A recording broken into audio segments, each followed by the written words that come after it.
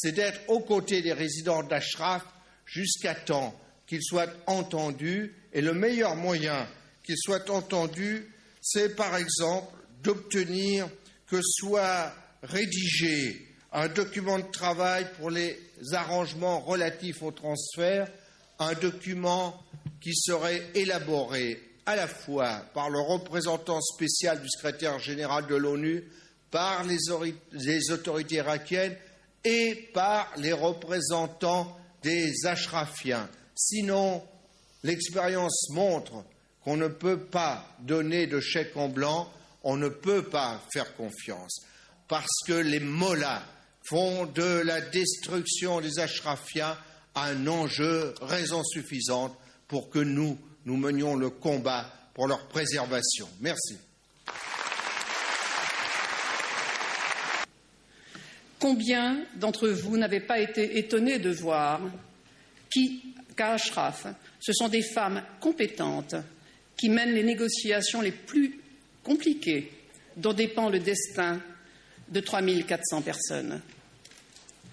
Combien d'entre vous n'avaient pas été étonnés par le courage de ces femmes qui, à côté des hommes, ou même à la tête de cortèges, ont résisté les mains nues aux attaques des forces irakiennes lors des agressions mortelles de juillet 2009 et d'avril 2011. Jusqu'à présent, le régime iranien n'a pas réussi à venir au bout de ces femmes et de ces hommes si décidés à réaliser leur projet d'une société juste, libre, pluraliste et laïque. Alors, il cherche, en faisant pression sur son allié irakien, à déraciner et à éradiquer le camp d'Ashraf et sa merveilleuse expérience de société. Aujourd'hui, le gouvernement irakien veut transformer le camp Liberty, qui porte si mal son nom, en prison, et veut forcer les Ashrafiens à l'occuper sans les moyens de subsistance minimum. Il n'est pas acceptable qu'avec un mur de 4 mètres de haut, avec l'interdiction de sortir du camp, avec des stations de police à l'intérieur de ce camp, une présence de plusieurs dizaines de policiers, dans un espace restreint où vivent près d'1 millier de femmes, je disais, il n'est pas acceptable de laisser faire cela. I think it is time for the regime in Iran to go, and you all represent the change that is needed.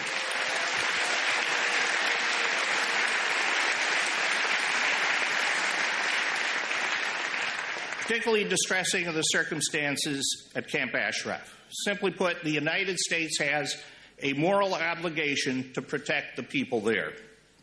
The facts on this are all very clear, and you know them. The place where the Iraqis want to move the Camp Ashraf residents is not another camp as proposed. It is a virtual prison.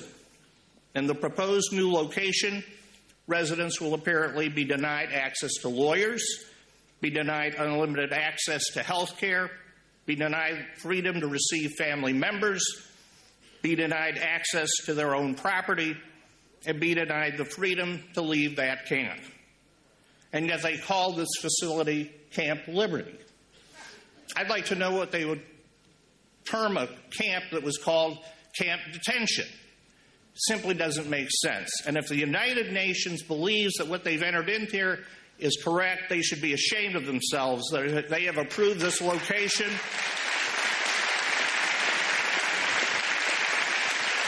If we really believe that the international community has a role to play, then it is our responsibility, just as it was in Libya, to prevent slaughter. And if we could do this in Libya, surely we could do this at Camp Ashraf and protect the people who live there.